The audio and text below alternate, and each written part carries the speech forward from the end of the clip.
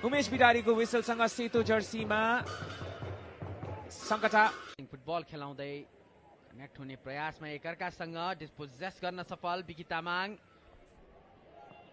Long ball पोजिसनको हाफमा right साइडबाट अट्याक गर्ने प्रयास फ्लोरेन्ट कोने बल रिकभर गर्न सफल once again back on the ball APF side switch गर्दै राइट ब्याक पोजिसनका खेलाडी लेफ्ट अट्याकिङ एरियामा पुगेका थिए राम्रो रन बनाएका थिए अट्याकिङ एरियामा लेफ्ट ह्यान्ड साइडबाट अनगुना जुनियर यो इन्टरसेप्सन डोम्बियाको थ्रोइङको अवसर जला खेलबाट निकै बाहिर आएका छन् राजन गुरुङ बल क्लियर गर्ने प्रयासमा बल क्लियर पनि गर्न सफल पेपे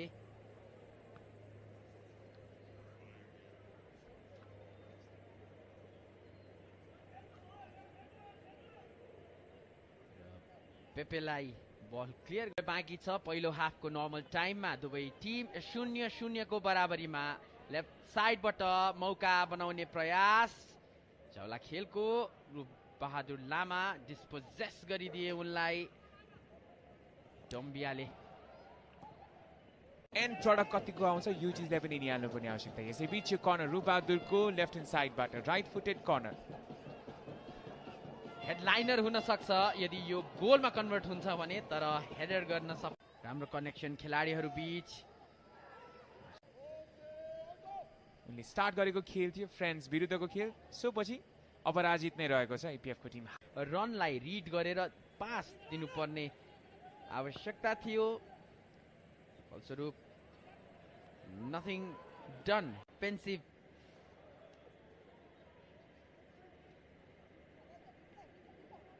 टाइ पनि यसलाई कन्ट्रोलमा राख्न सकेनन् अब भने अट्याकमा जौला खेल वहाँ डिस्पोजेस हुन पुगे सुनिल खड्काद्वारा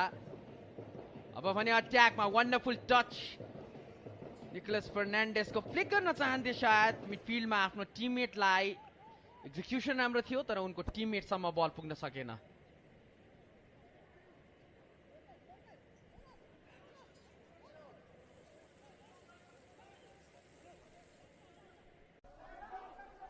चार खेलाडी चार डिफेन्डर आफ्नो हाफमा डिफेन्सिभ एरियामा राखिरहेको छ मेसुके the man who can act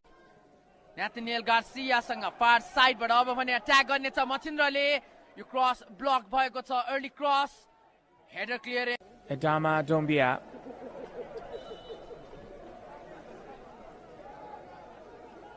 set piece सिचुएसनमा long ranger Division League and the current table toppers on the verge of getting eliminated from the semi-finals of the 20th edition of AHA Rara Gold Cup. Attack build गर्दै Machindra Ranjit dispossess भएको tennis player पनि हुन् र यसअघि A division league अघि national futsal लिगमा पनि सहभागी भएर सेकेन्ड पोजिसन हासिल गर्न तर सजिलै छेकिदिए राजन गुरुङले भने अट्याक डिस्पोजेस निकोलस फर्नान्डेस बल लिएर अगाडि बढ्दै उनको क्रस एडमा डम्बियाले रोक्न सफल र यो खेलको पहिलो कर्नर आएको छ जौला खेलको लागि निकोलस फर्नान्डेस आफ्नो पेसको प्रयोग गर्दै पुनः एकपटक एडामा डम्बिया सधैँ चाहिँ 16th फ्री किक जौला खेलको लागि हेडर अपोजिसन बक्सबाट पनि क्लियरेन्स यहाँ सायद कुनै इन्टरफियरेन्स हुन सक्छ पेपे माथि सायद फाउल गरेका छन् अनगुना जुनियरले दुवै टिम डेस्परेट देखिन्छ गोल गर्नको लागि र केही क्षण अगाडि मैदान बाहिरिएका सुनिल खड्कालाई रिप्लेस गर्नेछन् विपिन कडेलले कन्टिन्यू गर्न सकेनन् सुनिल खड्काले रह्यो दुई गोल गर्ने खेलाडी केही क्षणमा मैदान प्रवेश गर्नेछन् रवि सिंह यो बढ्दै जानेछ हालको लागि अट्याकमा मचिन्द्र उत्सव राई थ्रु बल यो बुद्धराज लिम्बुलाई टिमसम्म पनि बलमा जाने प्रयास बुद्धको तर यो गोल किक हुनेछ एपीएफ को लागि फेयर च्यालेन्ज रामा डुम्बियाले जुन बडी कभर गरे शिल्ड गरे स्क्रिनिङ गरे भ्यालिड थियो र केही अपिल्सहरू थियो तथापि बुद्धराज लिम्बु आफै पनि मोडेस्टली त्यति धेरै रन बनाउँदै थिए मेसुके तर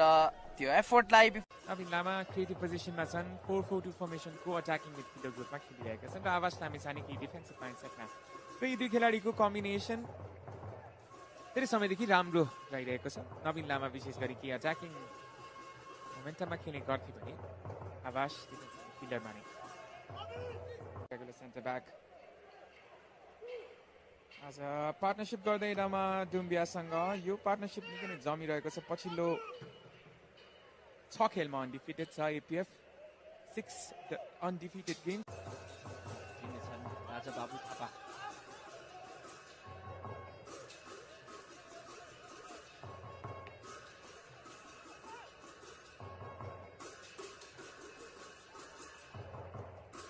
गर्ने प्रयास second time header glory lightful touch उनको 4-1 खेलिरहेको छ यो टिम रोशन पारी सेन्टर मिडफिल्डमा खेलिरहेका छन् डिफेन्सिभ मिडफिल्डरको रूपमा र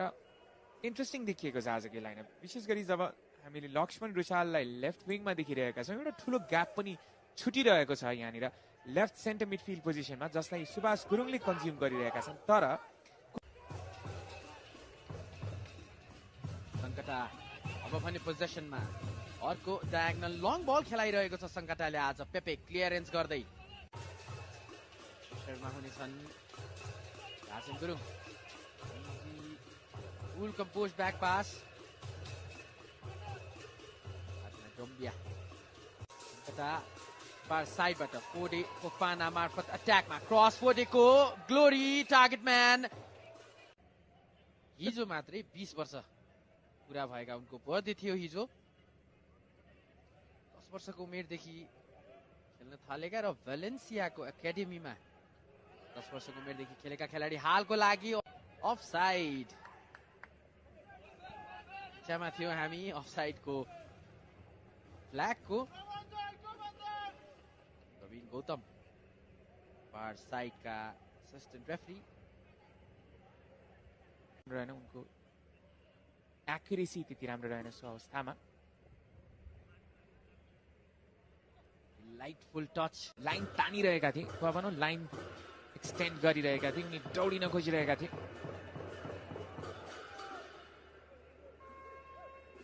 डोम्बिया पेपे डोम्बिया एकजना एस्टाब्लिस्ड सेन्टर ब्याक पनि निकै नै खराब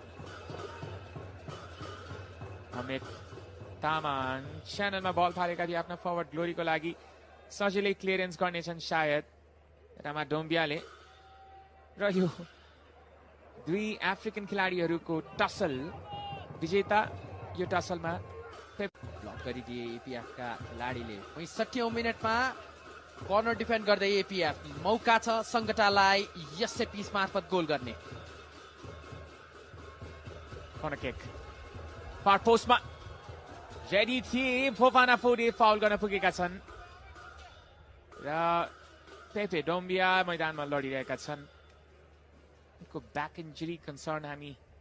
अनुमान गर्न सक्छौँ आफ्नै टिममेटसँग जुधेका थिए यस फ्री किकलाई डिफेन्ड गर्ने प्रयासमा unlucky foul free kick assistant रेफ्रीको आँखाबाट हेर्दैछौँ हामी यो दृश्य र असिस्टेन्ट रेफ्री पनि आफ्नो भूमिकामा आफ्नो सिग्नल दिँदै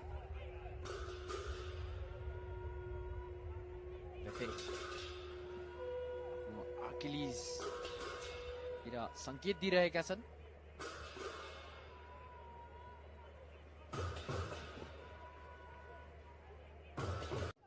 गोलकिपरले यसैबीच राइट इन साइडबाट अट्याक गर्ने क्रममा हिमालयन शेर्पा जीवन गुरुङ राम्रो ड्रिबलिङ जीवन गुरुङको राइट इन साइड